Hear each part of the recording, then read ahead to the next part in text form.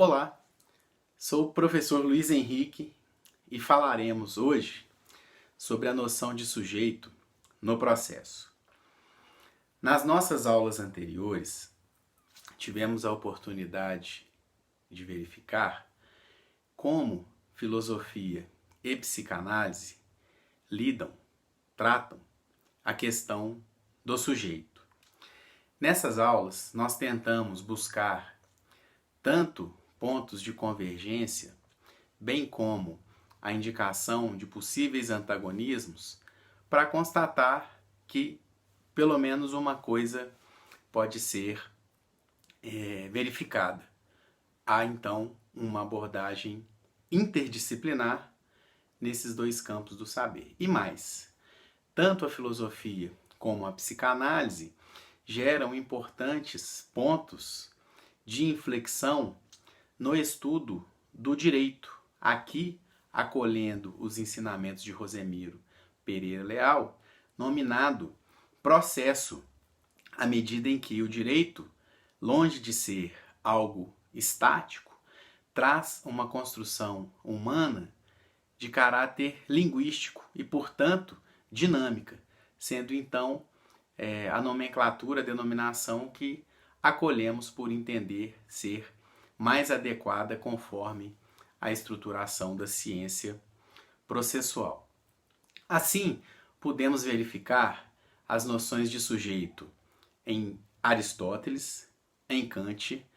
em Heidegger, no âmbito da filosofia, e em Freud e Lacan, no campo da psicanálise. Para entender, então, como a noção de sujeito se configura no âmbito do processo, no âmbito da ciência processual, nós traremos os ensinamentos do professor Dr. Rosemiro Pereira Leal, que desenvolveu a chamada teoria neo-institucionalista do processo. E uma das razões de desenvolvimento dessa teoria foi identificar que a filosofia, por um lado, estudava o sujeito no plano biológico, como exemplificado na temática da filosofia da consciência. A psicanálise, por sua vez, expandia esse ensino, mas o limitava à inserção do sujeito no plano biológico, seja num contexto mais amplo, que seria o da família, ou mesmo no mundo do trabalho. E, para a teoria neorracionalista, seria necessário dar mais um passo adiante, que seria então entender como o sujeito, detentor de um corpo biológico, detentor de força de trabalho inserido num contexto social que é o contexto familiar, inserir-se-ia no plano do Estado e das instituições humanas, a fim de reivindicar direitos, cumprir seus deveres decorrentes de leis, cumprir suas obrigações adquiridas no âmbito de relações contratuais, mas tornar-se, no âmbito da fruição de direitos fundamentais, principalmente como os direitos à vida, liberdade e dignidade, um sujeito cidadanizado, o sujeito de direito, portador de procedimentos, de possibilidades jurídicas, particularmente as enunciadas pela noção de contraditório, ampla defesa e isonomia, a fim, então, de predicar o termo sujeito com o termo humano, enfim, no sentido de buscar-se, então, uma humanização plena da noção do ser. Bem, antes de entrarmos na temática da teoria neorracionalista propriamente dita, é importante, então, nós fazermos uma primeira incursão no racionalismo crítico de Karl Popper, que foi o ensino que concorreu para ofertar a base do desenvolvimento da teoria neo-institucionalista. Popper é um filósofo da ciência, um teórico do conhecimento, com ramificações em vários campos do saber, que desenvolve um conhecimento originário a partir da noção de racionalismo crítico. E o evento deflagrador, com o surgimento desse novo ramo do saber, com esse novo campo epistemológico, tem a ver com uma relevante contribuição científica ocorrida no início do século XX. Em 1915, Einstein vai anunciar a chamada teoria da relatividade geral. É interessante nós identificarmos que o conhecimento humano consagrou 3 viravoltas, né, que foram vistas como uma alteração relevantíssima de paradigma, que são as chamadas chagas narcísicas da humanidade. Né? A primeira foi operada por Copérnico, quando colocou em xeque um modelo heliocêntrico e sustentou que a Terra seria o centro do universo. Posteriormente, Darwin, quando colocou em xeque a visão criacionista, né, e a partir da chamada teoria da evolução ou da seleção natural, vinculou, né, o homem a uma dimensão filogenética, portanto egressa de uma origem animal, né, no âmbito, por exemplo, dos macacos. E ainda Freud, né, que já foi amplamente visto nas nossas aulas anteriores, quando deflagrou a chamada crise da razão, identificando a existência de um sujeito oculto, né, que seria o inconsciente, por detrás da razão humana. Contudo,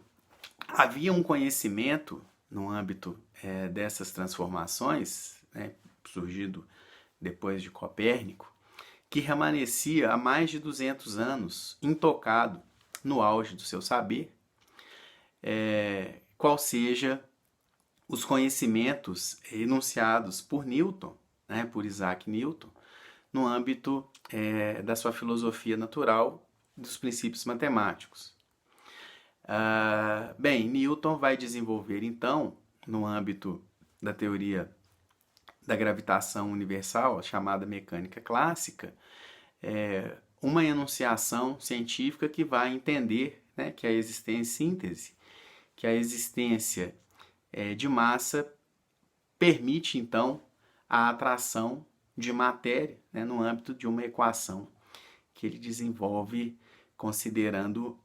a dimensão dessas massas e a atração em relação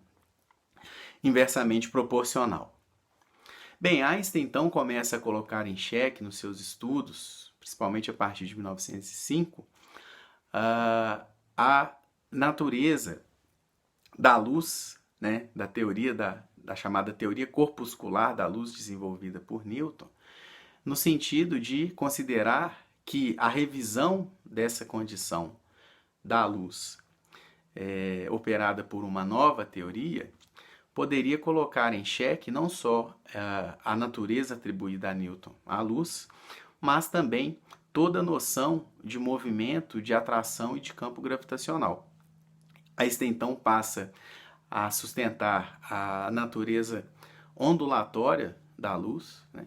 E contrariamente ao que Newton sustenta, ele vai ponderar que, conforme a configuração que a luz adquire no universo, ela pode estabelecer uma relação de refração, ou seja, ao invés de existir, portanto, massa, né, no âmbito da luz, que pudesse considerar a atração por um outro corpo, Einstein vai suscitar que, por ter uma natureza ondulatória,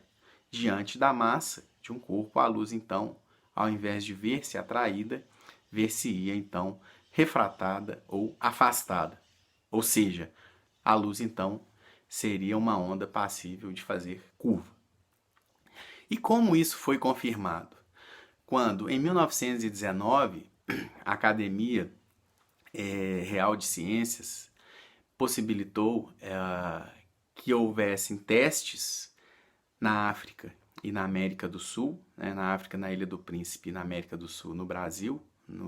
em Sobral, no Rio Grande do Norte, no sentido de verificar um eclipse. Se porventura as predições de Einstein estivessem corretas, o tempo de constatação seria diferente, principalmente, né, em vista do tempo demandado por esses feixes de luz para chegar nesses pontos à medida que estariam então sujeitos à curva em vista da incidência do campo gravitacional, e foi o que aconteceu. E a partir disso, então, Karl Popper identificou que o conhecimento não seria adequado a fundar-se na noção de certeza, ou seja, depois de ver que a teoria mecânica clássica de Newton foi abalada 200 anos depois da sua proposição, ele vai entender então que o que vai enunciar o conhecimento é a resistência teórica, né? É a concorrencialidade e a força que essa teoria tem, essa teoria sob exame tem, de resistir diante de uma atritação, de uma contrastação teórica. Então, para ele, o que enuncia o conhecimento não é a certeza, mas sim a dúvida. E nesse aspecto, Popper vai desenvolver várias cogitações, né, no âmbito do que é identificado por racionalismo crítico, com destaque, né, para a noção de três mundos, né, o chamado mundo 1, que seria o mundo sensível do plano material, o mundo 2, que seria o chamado mundo das ideias, e o mundo 3, o mundo das teorias, esse no qual, para Popper, deveria ser encaminhada a percepção de conhecimento e, a partir do conhecimento, a percepção da organização da sociedade humana, sobretudo das suas instituições como manifestações de teorias resistentes. E aí, entrando de outro tema, em outro tema, que é a chamada lógica situacional, para Popper, se porventura uma instituição como produto, como reflexo de um conjunto de teorias, não resiste a esse teste de contrastação, ou seja, quando essa instituição